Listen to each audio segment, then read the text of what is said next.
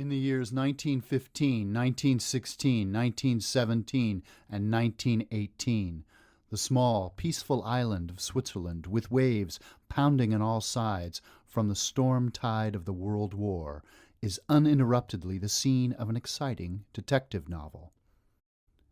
In the luxury hotels, the ambassadors of the hostile forces, who still played friendly games of bridge and invited one another to their homes a year earlier, are cool and walk past as if they had never known each other. From their rooms flit an entire swarm of mysterious figures, representatives, secretaries, attachés, businessmen, veiled or unveiled ladies, each preoccupied with secret assignments. Half of what is called propaganda is espionage. What acts like love is treason. And every public activity of all these hasty arrivals conceals a second and a third activity in the background. Everything is reported, everything kept under surveillance. Hardly does a German of any rank set foot in Zurich when the opposing embassy in Bern already knows about it, and an hour later they know of it in Paris. Entire volumes of true and invented reports are sent to the attachés day after day by the minor and major agents, and the attachés send them on. But about one man there are few reports from those days, perhaps because he is too irrelevant and does not stop at the distinguished hotels, does not sit in the coffee houses, does not attend the propaganda presentation, but lives with his wife, totally secluded, in the home of a shoemaker. He lives on the third floor of one of those firmly built, vault-roofed buildings of the old part of the city. Since he is not very talkative, the other people in the building know hardly more of him than the fact that he is a Russian and that his name is difficult to pronounce, that he has been a fugitive from his homeland for many years, and that he has no great riches at his disposal and is engaged in no productive business ventures of any kind. Since, however, the news reporters only pay attention to the people who talk a lot and do not know that it is always the solitary people, the ones who read and learn a great deal, who are the most dangerous for every revolution in the world, they do not write reports about the irrelevant man who lives in the shoemaker's house. In socialist circles, however, they know specifically that in London he was the editor of a small Russian emigrant newspaper, and that in St. Petersburg he is regarded as the leader of some special party with an unpronounceable name. 15 to 20 people at most, primarily young people, come to the meetings that he sometimes convenes in a small proletarian cafe. So they take this solitary man as they take all these emigrant Russians, who heat up their minds with plenty of tea and many discussions. But nobody regards the little severe-faced man as significant. There are not 36 people in Zurich who consider it important to remember the name of this Vladimir Ilyich Ulyanov, the man who lives in the shoemaker's house. On the way to the library, a Russian friend has approached him, or rather attacked him, with the news that revolution has broken out in Russia. At first Lenin does not want to believe it. He is stunned by the news. It is true. The news is true. And every day it becomes magnificently more real for him. At first, only a rumor of a palace revolt, and apparently only a change in ministers. Then, the removal of the Tsar, the installation of a provisional government, the Duma, Russian freedom, the amnesty for the political prisoners, everything he has dreamed of for years, everything for which he has worked for 20 years in secret organizations, in the dungeon, in Siberia, in exile, has been fulfilled. All at once, the millions of dead people that this war required seem to him not to have died in vain. They no longer seem to him to be people who were killed senselessly, but martyrs for the new empire of freedom and justice and eternal peace that now begins.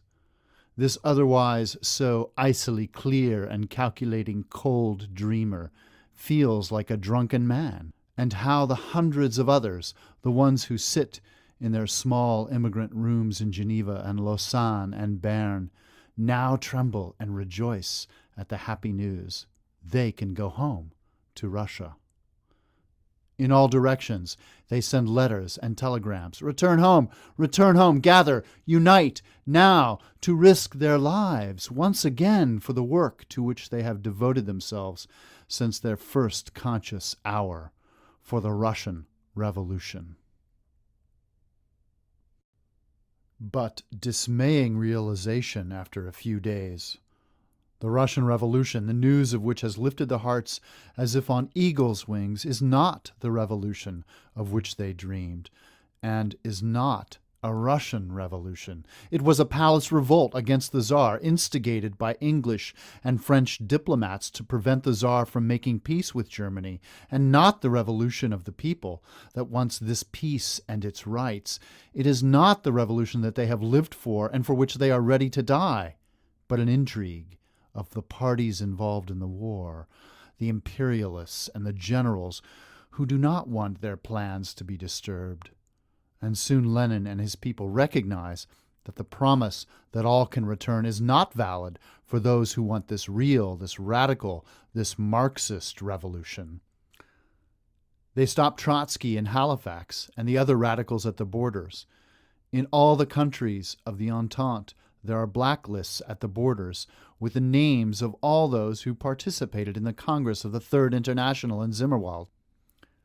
In despair, Lenin sends telegram after telegram to St. Petersburg, but they are intercepted or remain unanswered. What is not known in Zurich, and what hardly anyone in Europe knows, is something they know precisely in Russia: how strong, how energetic, how resolute, and how murderously dangerous to his opponents Vladimir Ilyich Lenin is. For his entire life, this man has turned over in his mind nothing but this one set of ideas, revising them over and over again and bringing them to the most definitive formulations. And now, because he is detained here in Switzerland, this his revolution to be watered down and botched by others, and his sacred idea of a national liberation is to be placed in the service of foreign nations and foreign interests. During those days of despair, the otherwise adamant realist Lenin weighs and turns over in his mind the most foolish and fantastic dreams. Couldn't he rent an airplane and fly over Germany or Austria? The escape ideas become ever wilder and more chaotic. He writes to Sweden, requesting that they obtain a Swedish passport for him, and intends to play the mute in order not to have to give any information. In the morning after all these fantastic nights, Lenin himself, of course, always recognizes that all these insane dreams are unworkable. But he knows this too. By the light of the day, he must return to Russia. He must return at any price. Switzerland lies embedded between Italy, France, Germany, and Austria. The way through the Allied countries is closed to Lenin as a revolutionary, through Germany and Austria as a Russian subject, as a representative of a hostile power. But it is an absurd situation. Lenin can expect more courtesy from Kaiser Wilhelm's Germany than from Miliukov's Russia, and from Poincaré's France. On the eve of the American declaration of war, Germany needs peace with Russia at any price. But there is an enormous responsibility in the step of suddenly entering into negotiations with the Imperial Germany. For within the context of all customary morality, it is high treason, of course, to set foot on enemy land and cross it in the middle of a war. And of course Lenin must know that in doing so, he initially compromises his own party and his own cause, that he will be suspected of being sent to Russia as a paid and hired agent of the German government, and that if he realizes his program of immediate peace, he will always bear the blame in history for having prevented a victorious peace for Russia. Lenin's supporters are horrified when he announces his willingness to follow even this most dangerous and most compromising path if necessary. But Lenin realizes how protracted the path will be, how the Russian government will artificially and purposefully delay their return home indefinitely, while he knows that every day and every hour is critical. Lenin sees only the goal, while the others, less cynical and less audacious, do not dare commit themselves to a deed that is treasonous according to all existing laws and opinions. On his instructions, the Swiss Labor Union Secretary Fritz Platen goes to the German ambassador, who had already previously negotiated with the Russian immigrants in general, and presents Lenin's conditions. This little unknown refugee, as if he were already able to anticipate his future authority, does not present a request to the German government at all, but presents to it the conditions under which the travelers would be willing to accept the cooperation of the German government, that the right of extraterritoriality be granted to the railroad car, that no checking of passports or persons will be carried out upon entering or exiting, that they themselves will pay for their trip at the normal prices, that they will neither be required to leave the car nor be permitted to do so on their own initiative. The ambassador still tries to arrange for changes in some particulars, for the protocol has purposely been composed so ambiguously by Lenin that not only Russians, but even an Austrian like Radek could ride along uncontrolled in the train. But Lenin, like the German government, is also in a hurry, for on this day, April 5th, the United States of America declares war on Germany. And thus, at noon on April 6th, Fritz Platen receives the remarkable notification, "Matters arranged according to your wishes." At 2:30 on April 9th, 1917, a small group of poorly clothed people carrying suitcases moves from the Zagrenhofen restaurant to the Zurich railroad station. In all, there are 32 people, among them women and children. Of the men, only the names of Lenin, Zinoviev, and Radek are known. Together, they have eaten a modest meal. Together, they have signed a document saying they are aware of the contents of the Petite Parisienne, according to which the Russian government intends to treat those traveling through Germany as people guilty of high treason. With awkward letters, they have attested that they take the entire, full responsibility for this journey upon themselves, and that they have approved of all conditions. Their arrival at the railroad station causes no sensation at all. No reporters and no photographers have appeared. Who in Switzerland knows this Mr. Ulyanov? Who, in his crumpled hat and in his shabby coat and ridiculously heavy mountain boots, silently and inconspicuously looks for a seat on the train among a group of men and women laden with boxes and packed baskets? The Swiss Workers' Party, which disapproves of their departure, has not sent a representative. Only a few Russians have come to give them a little food and greetings for their homeland to take along. Also a few who, at the last minute, still try to warn Lenin against the absurd, the criminal journey. But the decision has been made. At 10 minutes after 3, the conductor gives the signal, and the train rolls toward Gottmandingen, toward the German border station. 10 minutes after 3, and from that time on, the world clock moves at a different rate. Millions of destructive shells were fired off during the World War. The most massive, most powerful, most long-range projectiles were devised by the engineers. But in recent history, no shell was more far-reaching and fateful than that train, which, loaded with the most dangerous, determined revolutionaries of the century, raced from the Swiss border across all of Germany to arrive in St. Petersburg, and there shatter the order of the times.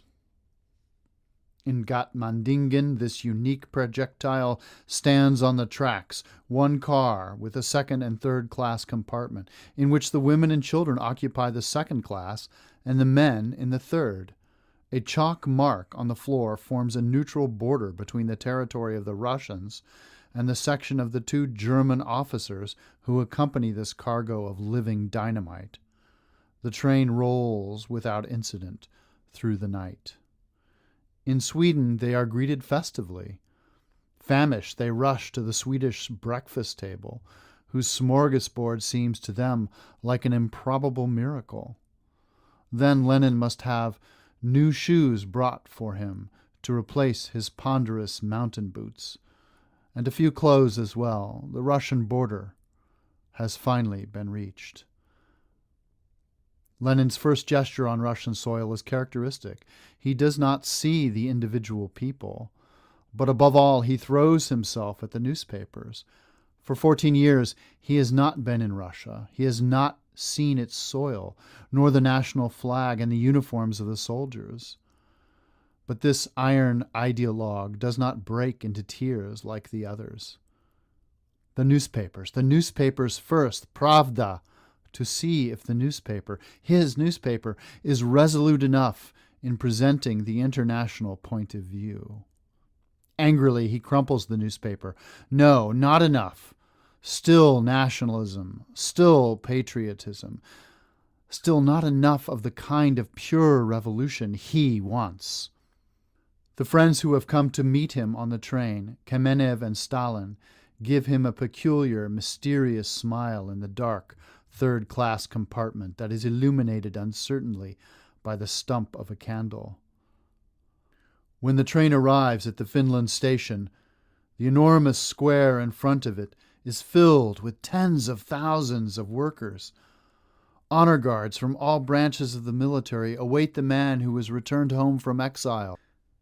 The Internationale rings out, and when Vladimir Ilyich Ulyanov comes out, the man who still lived in the shoemaker's house the week before is grasped by hundreds of hands and lifted onto an armored truck.